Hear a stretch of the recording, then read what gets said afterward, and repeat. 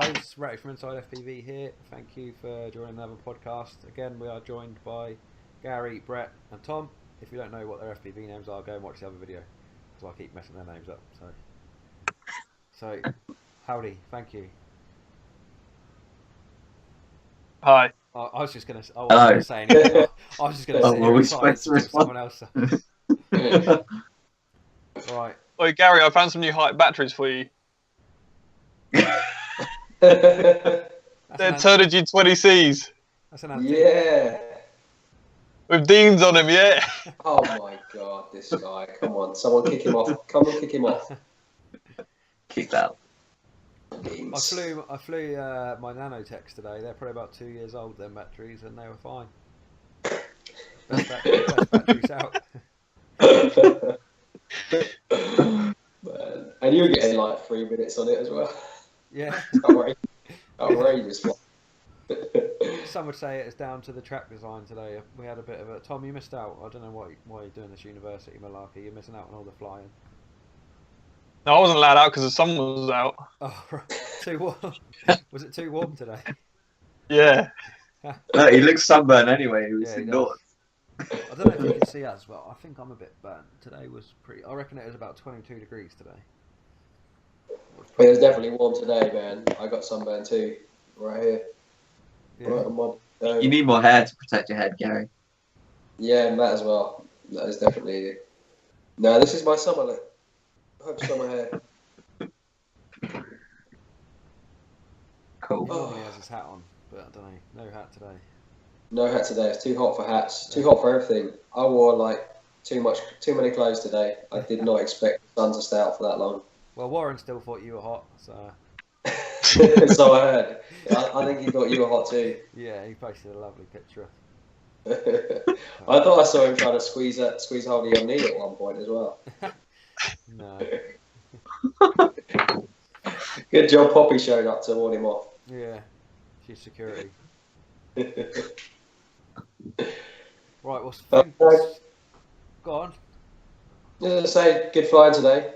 Yeah, it was great fun. The season has officially started for me. For those that don't know, I'm a fair weather flyer and I do not fly in the cold anymore. I've had enough of that. So today was my first batteries around a track, really, since the Triangle event in December. So that's nearly 4 months off. So start calling me Tom soon. Yeah, it was good. I still need to renew my BMFA insurance. Yeah, you should get that done. I heard it's really useful for riding bicycles. Yeah. But yeah, it was a good fun day, good fun track. Me, Brett, who else was there?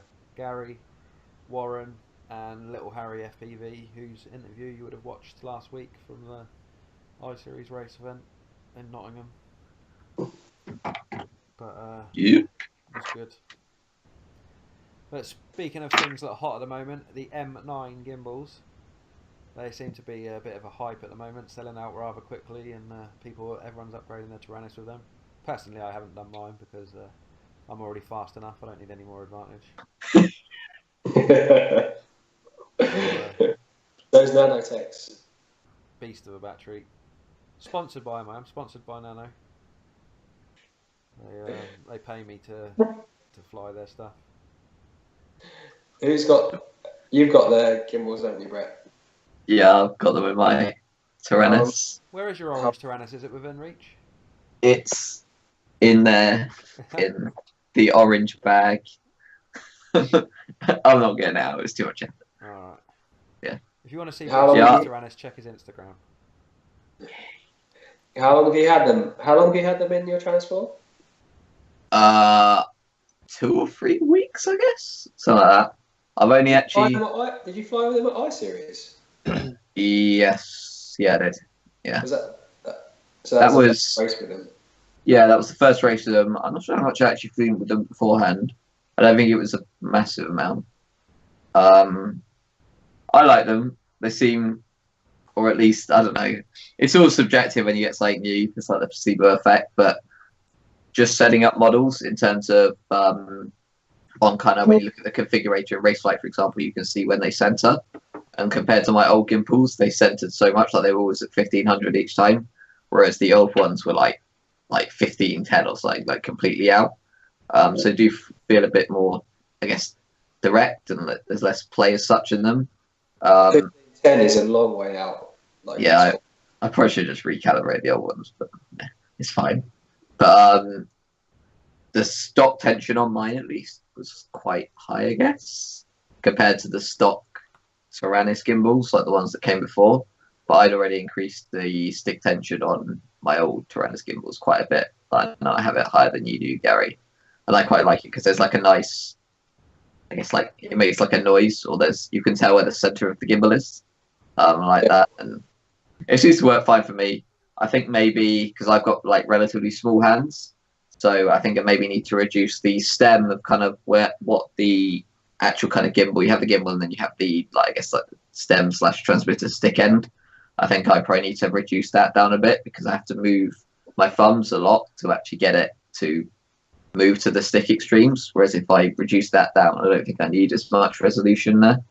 So I'm probably going to grind them down a bit. I actually bought the gimbals as well. I bought them a little while back from T9. I put them on pre-order, and when they got here, because I already knew, because I spoke to Paul from VMS Web, and he said that they were slightly taller than the stock gimbals, like by about 2 mil, and I knew that would affect like the top reach of the stick, because I know I've got little stubby thumbs.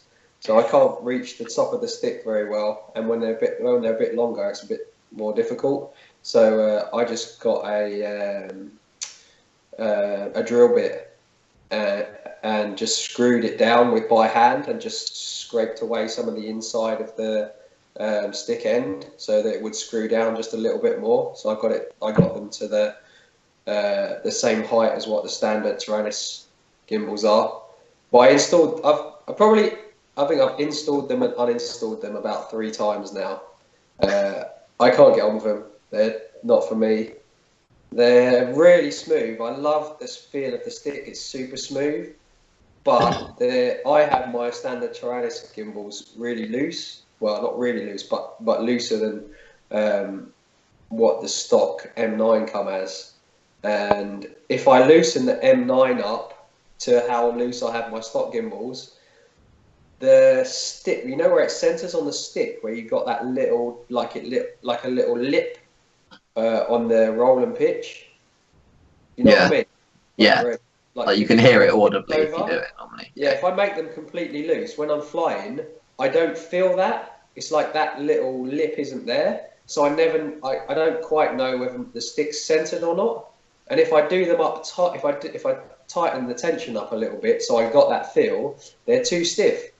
So I need like the middle ground, and there doesn't seem to be one. So they're either got that center feel, but they're too stiff, or they haven't got the center feel, and they're nice and loose. So I've uninstalled them and installed them like 3 different times. I'll probably do it another 3 times and see if I can get them to work for me. But at the moment, I'm sticking with the stock gimbals.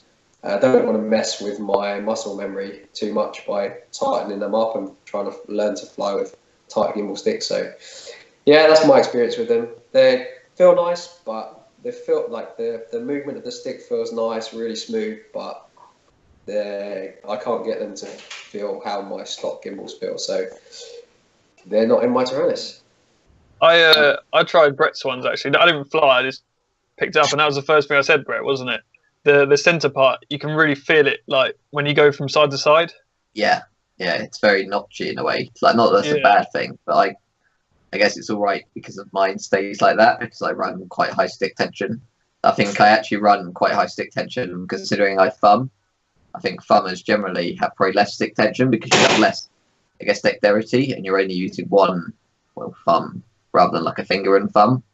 But yeah, I guess it's all personal preference at the end of the day, and it's quite a hard thing to test back to back, as in you don't really get to the field, do you, and change out your gimbals and then change back flight after flight like you can with everything else in this hobby, unless you start buying 2 Tyrannuses, and then it gets a bit ridiculous, doesn't it? But yeah, You can't. It's There's a only hard one thing to person test. I know that would buy 2 Tyrannosaurs to swim. Brett. And that is the man. I don't need to buy one. I'll just borrow my dad's.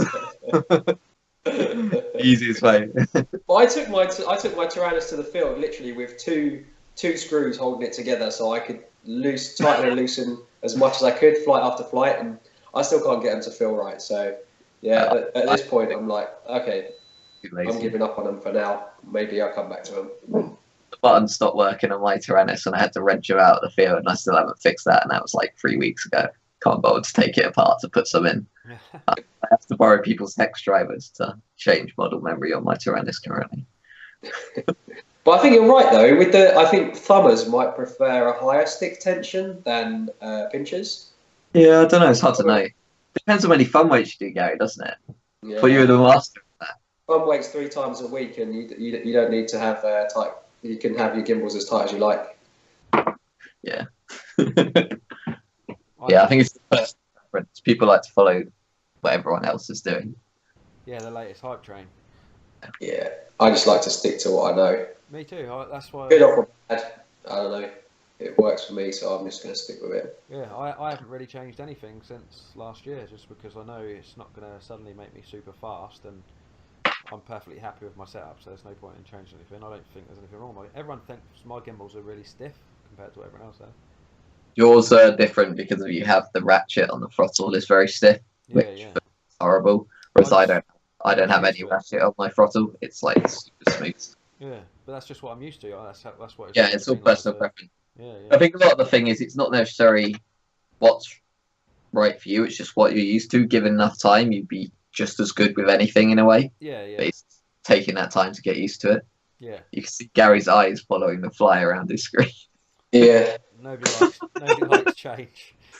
Look at that, he got it. Lightning quick reactions. This is why it's so Reaction fast. times. There you go. So yeah.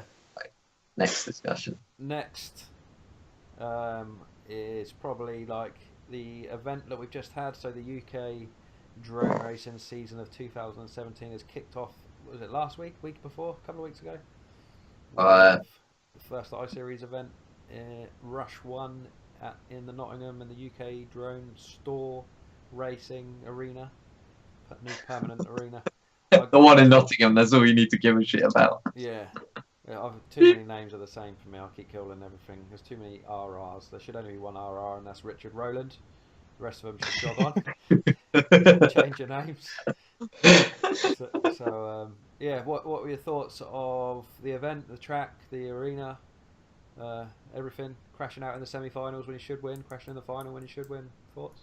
I loved it, to be honest. Yeah, had a really good time. Yeah. Didn't get your car broken into. No, I wasn't there, so. Yeah, I think they've done a really good job for the amount of time that they've had the place for. I mean, I spoke to Sam and he was showing me pictures of the because it was basically an office block, and they've really got it all out. Yeah, they got it all out. There was offices. There was a big wall down the centre. It was on 2 floors. That's that mezzanine. They cut out a mezzanine and just left that little platform that was there. But that went all the way across the length of the building. So with the little time that they've had, they've done a pretty good job with it, I think. Yeah. I think the whole concept of it and having somewhere that's like a permanent race venue and inside as well, kind of given the weather in the UK, is definitely kind of a good thing, and hopefully it's kind of successful long term as well. In terms of the event, I guess I personally wasn't a massive fan of the track, but I never felt comfortable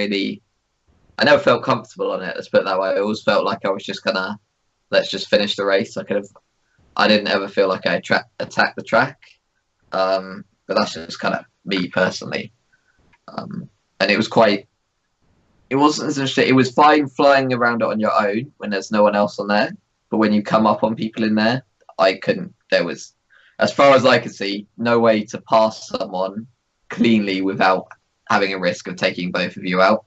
Yeah. And that's hard when you want to push yourself, because you don't want to just potter around and do nothing and just kind of go really slow. You want to be able to push and kind of attack, and if there's always people in the way, or it's like a risk to do that, and it's just about, it's not just whether you get past and do that. You don't want to take someone else out of the race because it's not their fault either. Yeah. So I didn't like that. I think that was the track was. I actually really enjoyed the track. I was a bit worried about it at first, to be honest with you. That turn when you're up on the high gates where you had to the hairpin turn was the bit that kind of thought that's not going to be a great part of the track, but it didn't turn out too badly, and I did enjoy the track, but like I said, like Brett was saying, there was so little opportunity to overtake. I think the only place really that was the least amount of risk was probably from the high gate to the low gate, and then when you switched back around the like, I don't know what you call it, hairpin turn.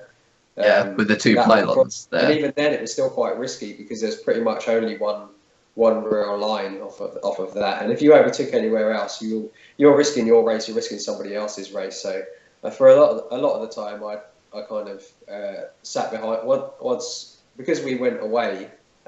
We didn't all go away at once. We all like staggered our starts. I managed to get, and I was always going away first. I still got quite a good bit of racing in, but then once you catch up with people, it was really difficult. I didn't want to overtake anybody, but once I'd banked my three good rounds, then I didn't mind sitting behind people that hadn't got a decent round in, because everyone had a crash that wasn't their fault, and just didn't want to take anybody out. Yeah, quite a few people got unlucky, I think, and because I know Lee had a few mid-air collisions. I think one with you, one with Luke, and one with I had one where I tried to go past Lee, I think on the up and over S gate or whatnot, and crashed into him. And I think he actually managed to continue, luckily, but I got knocked out and whatnot. And then after that, it was like, okay, I'm playing it super cautious, because I thought I had the move done, and I didn't. It's just the way it goes. Yeah, it's just impossible. It's impossible to tell. You think you've passed someone, but really they're like right next to you, or just you're on top of them, or they're on top of you, and you just can't see them. It's just a peripheral vision, really. It's just that's what we suffer from. Is we got. I think if the bits along the high gates towards the hairpin, if that wasn't a hairpin there, that's where you would go for the overtake. But the problem is, because it was such a tight line into there, and you were literally turning in the gate, there was only one line for that, so everyone was on it. Everyone was literally bang down the middle. Whereas if you did that into maybe gave it a bit more of a gap and then the next gate, you could take a wider line and get past people there. But because of what it was next, you just couldn't. There was no way past. Yeah, it's pretty weird because the gates were really big. I mean, they were really wide gates. I mean, you'd normally, like, if they were out on the field somewhere, you'd fit like five people through the gate at the same time. Yeah, definitely. But it was just the space in between the gates in that area just didn't leave room for error. It leaves kind of one line. I know at one point going around the track, I was sitting behind Lee, and I knew I was like, he hasn't banked 3 rounds because of various accidents. I was like, I'm just going to sit behind you. And then I saw Luke fly past me, and I'm like, as soon as I saw that, I was like, he's going to hit Lee. He's going to hit Lee. And it was like, it just played out in front of me just as that went through my head. It was quite funny. So yeah, there was just no real room for overtaking. That was the only problem. But yeah, I think that's the issue. Do you think that's just down to the track layout? Because it's not a small space in there. They got quite a bit of space. I think they could take a few of the gates out essentially, and it would still be just as challenging to fly, because it's not like you can suddenly go full throttle because you've got another gate a bit further on, but just gives you that extra bit of room, and you can follow people and line them up in a way to go past them. Yeah. Whereas with that, because there's constantly gates, everyone is always on the exact same line, especially kind of once you get to like the top kind of, I guess, like 10, 15 people. And that's the problem, is that everyone wants the same line and you don't want to be off that. Yeah. And even if people get off it, they then they think, you think, oh, that's clear, I can go through. And then they think, oh, I want to be back on this line and come across. It's not their fault because they can't see you and you can't see them. Yeah, and if you're similar paced, you end up next to each other quite a Yeah, bit. exactly. Yeah. Yeah, I think it probably is track layout and the distance between gates, because we've all flown at the Brighton Triangle, and the track that we have there is just, I would say, it's probably just as tight, and we've got even smaller gates, and we still managed to get quite a bit of overtaking done there. I think it's just the way that the track was laid out that just made it a little bit more difficult to overtake. Because we've all overtaken in the triangle, and that's, I would say, that's a smaller area than. And smaller gates as well. Like the gaps that you have to make are smaller, but I don't know. Yeah, it's hard to put your finger on it, but if I was to say anything, it's probably just that. Yeah. Distance between gates was so narrow that you only had a one real line to follow. Yeah, that was the main thing. What about video in there? It's a lot better than the NEC video wise. Everyone flew analog. I think only one or two people flew Connex. I didn't have any problems with video really. No, it was fine. Yeah, apart from in the quarterfinals where, I don't know, for whatever reason, had really bad video. Yeah. But I think due to they've got those curved roofs, like we were talking about earlier. They've got those curved. Maybe it bounces the signal back on itself, and you don't get so much multipathing. Yeah. Yeah, it should allow it to dissipate in the roof rather than coming straight back at the antennas. Yeah, it can get trapped up there and bounce about a bit rather than just coming straight back off a flat wall. Yeah. Yeah. And obviously Lou had an amazing video because he had Clearview, which is like the new everybody. Yeah. Have they had a shipment of them into the UK yet, or did that fall through? Issue. They want them, but Clearview have supply issues. Basically, it's a problem. I mean, it's definitely better from what I've seen, but it's hard to know without flying it yourself. In terms of DVR, because of the way it picks up the signal, it's easier to make it look clearer on DVR, but it might not actually be that clear in real life compared to like what we fly normally. Well, I can only go by what I saw on Luke's DVR and what I've seen on other people's videos, but it looks legit. It looks like it's going to be, if you're going to be flying in high multipath environments, that will be the one to have, either that or Connex, but we all know the problems with Connex, so. Yeah, that hype train crashed. Well, I think everyone would just rather fly their own quads, and Clearview gives you the opportunity to do that. Everyone's got let's say everybody, but most people have got like 2 or 3 quads. So if you don't have to buy 2 or 3 new quads with Connex, using up, Clearview has an advantage there. Yeah. But there's 2 sides to every story, so yeah. Yeah, you never know until you get it tested properly, I suppose. It's quite an investment to actually test it, though. They're like 400 quid or something. Yeah, they're really expensive. Yeah. And Tom, when you come out of retirement after your when you come out of retirement after uni, you're going to get yourself up to Nottingham and try out this indoor track. Although it'll be summer by then, so you might have to wait until the winter. Yeah, definitely. Yeah, I mean, it'll stop me from getting sunburn at least. Yeah. Tom's going to be the only person wanting to race indoors in the peak of summer. Sun's out, I'm in. Yeah. No, I can't wait to get racing again. When do you finish uni? May? Yeah, like mid-May. So not long then, only like 6 weeks or so left. Yeah, something like that. Yeah. I'm surprised you haven't got a calendar up on the wall counting down the days. You don't like it. So yeah, we'll see you back on the racing scene after May, which is good. We've still got a few events. I need some of the latest hype though before I get racing again. Yeah. No, we'll have all changed by then. I'm still on the old hype.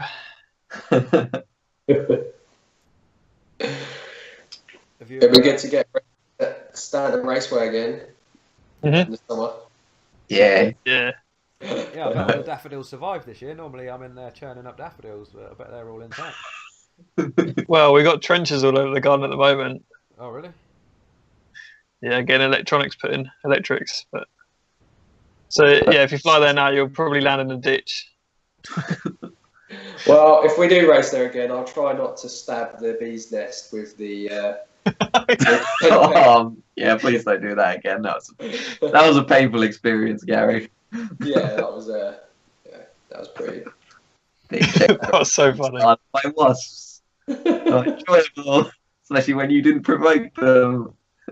I thought I'd put that experience from my mind, but it just came back. It flooded back.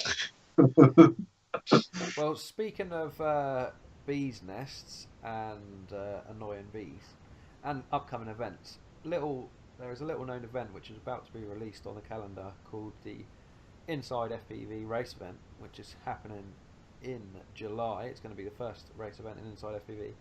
The location that I have, there happens to be 2 beehives in the far corner of the field. So Bees are fine. It's only wasps that we hate. yeah, bees are fine until you crash into the hive of a couple of thousand of them. Don't do that then. So yeah, we might want to aim the track not at that. Don't make them part of the track, Gary. So yeah, that little sneak announcement there, like I've just mentioned, Inside FPV will be holding an event this year. The track will be designed by the one and only Justice FPV. Race control is going to be ran by Mr. Brett Collis. How do you do this? And it should hopefully be a good fun event. Tom Stanton's going to be there for his first race back. Yeah. Wait, when is it? July it is, start of July. So no, you Cool. you should. Well, I'm on holiday then. What, July? Oh God, this guy. What, the first week of July? No, I think I go the second. I think I go probably the 7th. I think I go on. So yeah, the first week should be good. Well, it's on the 8th, so. Oh, is it? Shit. Yeah. Oh dear. So you might have to just miss your flight and get one a day later. Yeah. Where are you going? Don't know. Norway? He doesn't know. Oh, useless. He just gets told to turn up at the airport. Pack your bags, we're going on holiday. So yeah, that should hopefully be a good fun event. It's at a charity fun day in Reading. I'm not going to give everyone the location until close to the event because obviously I don't want people turning up there to fly because it's my spot, and it should be good. But yeah, it should hopefully be a fun day really. Just some casual flying, but with league points available on a decent track run by us. So we're going to use all of the experience that we've had from attending various races throughout the last year and hopefully put on a good show. Yep. If we can put everything together, it should all come together. Should be an exciting track, fun days flying. Hopefully the weather cooperates, and that's that. Hopefully we can maybe get some VIP pilots over to attend. Maybe, I don't know. We can put the invite out there if anyone wants to come over and fly. Yeah, some Europeans over maybe. That'd be pretty cool. Yeah. We'll ask them, and if they want to come, then I'm sure we can accommodate them and find somewhere for them to stay. Because the venue is only 10 minutes from all of us, so it should be fine. It should be easily doable, and it's a secure location, so we can have the track set up the night before, have it all locked down. No one's going to be able to fly in apart from me and Brett because we ain't competing, and do it all properly. Yeah. So it should be good. And then what other events have we got coming up that you know of? We've got all the European events have been announced now, I think, because Ursa website is now up and running. Ursa. So let me see. Yeah, I haven't, to be honest with you, I haven't really looked at the Ursa website to see all the events. Or I have looked, I lie, I have looked at it, but it's not fresh in my mind, so I don't know what events are coming up next. So, well, I'm just on there now. We've had Malta. That's just finished. Won by the great Mac FPV. For those who don't know, we was trying to get him on here tonight, but I think he might be asleep by now. But I think he's probably practicing. I think, yeah, he's sorry he can't make it. Oh, that's okay. We'll get him on at some point and chat to him because I know he's going to want to big up the UK because when he came over to here to fly last year, I think that changed the way he looked at practice, and he is really putting a lot of practice lately, and he is ripping around now. Mate, legend, that guy. Yeah. So, and then next we got, when's this? End of April, we got one in Drone Portal, wherever that is. It looks like a. It's the Netherlands, isn't it? It looks like a Belgium? German. Looks like a German flag to me, but I'm not that great with flags. Black, yellow, and red. That's Belgium, I believe. All right. Isn't that German? It looks like Wait. a German flag to me. I don't know. Maybe not. They are. Ignore me. they're I didn't do current- very well in geography. It's currently on the screen for if I were using my recording, because I got this funky thing where I can put overlays on. And then it's Spain in May, Greece in June. Is that a Spanish event? Is that in Madrid? FPV again? race in Spain, Madrid. Yeah. Hopefully, it's at the same place as before. It Was was that the one that you won? No, that was France. no, that was the one Luke won. Luke won that Oh one. yeah. I know. I crashed into the back of Luke Yeah. in the semi-finals. Oh We've yeah. got Greece, June the 9th. Italy in June the 10th. Oh, it's got a few on the same day. No, that's not how you say it. Leiria. Where the hell is that? Lira, Where's Portugal, isn't it? that? Oh, okay. That's June the 10th as well. Danish one would be quite easy to go to. That's not very far away at all. 16th of June. 16th of June in Kiev. Kyiv. Kiev. Ukraine? And then Western Park, the highly anticipated UK event. Western Park is on again. 16th of June. That should be good. That is being run by Rotor Rush. Should be a European qualifier. Hopefully be good. I'm not even going to try and pronounce the next one, but it's on the screen. 29th of July somewhere. That's the same flag as the one that you said, Portugal, so it might be another Portuguese event. Switzerland, September, and then Ukraine again in September. Do they have a nicer summers than us? Is that summer gonna last? Don't know. Never been there. No. So yeah, quite a lot of events planned for Europe now. So it should be quite a busy calendar. I know that you guys will travel about a bit to try and get to a few of the events, so it should be good. I'll hopefully be able to make one. Holland I'd like to go to, because that's you can just drive there. That's a nice drive. Wouldn't mind doing that. And Holland's quite a fun place to go. It's fun there. Been there a few times. Dutch people are very nice. They're very relaxed. Yeah. Know quite a few Dutch savages Yeah. on my travels. Yeah.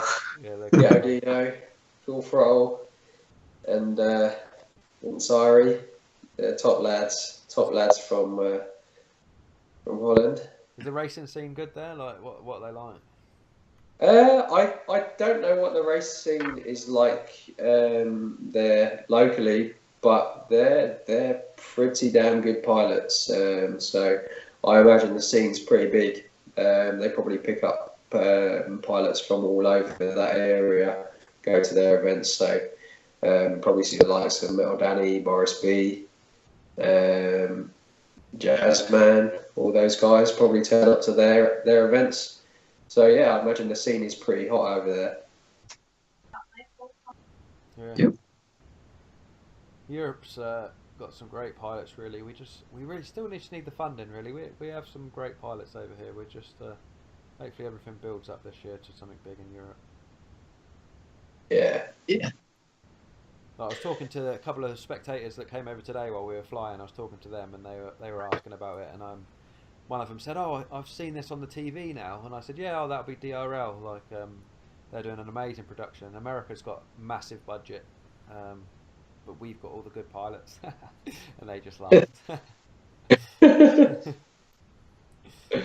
So yeah, hopefully. Yeah, I'm on Skype. Hello, Tom's mum. Are you talking to yourself again, Tom? Yeah. No, look. Talking to my cat. That one cat shot has just doubled our viewers. Really, everyone loves a cat. They can do something funny, Tom, then we'll go viral. Yeah. Nah. Did you see Carlito's newest video with the cat and the dog? Yeah. His cat is the most chilled out cat ever. He's got his cat and he's like dancing it in front of the camera. Cat don't give a damn. It's just they're like, whatever. My owner's a dick. It's just so chilled out. He's funny, but he had the great fun of while they were flying down at their field, a dog was interested in the quad, and the dog was just chasing him around the field constantly. So he made a game out of it to see how many gates he could get the dog to run through. That sounds about right for me. Yeah, he's crazy. He cracks me up. But I don't think there's anything else that for us really to talk to hyping this month at the moment. The summer's started, so the action's going to start. So I'm sure we'll have some more stuff to talk about soon. But at the moment, there's not really that much exciting going on. No, it's been a bit of a quiet month apart from the iSeries. So hopefully this month will probably be a bit busier. Yeah. Hopefully the weather's here to stay. That's the main thing. Well, I did just watch the weather a minute ago, and it already said that it's going to get cold again next week. So,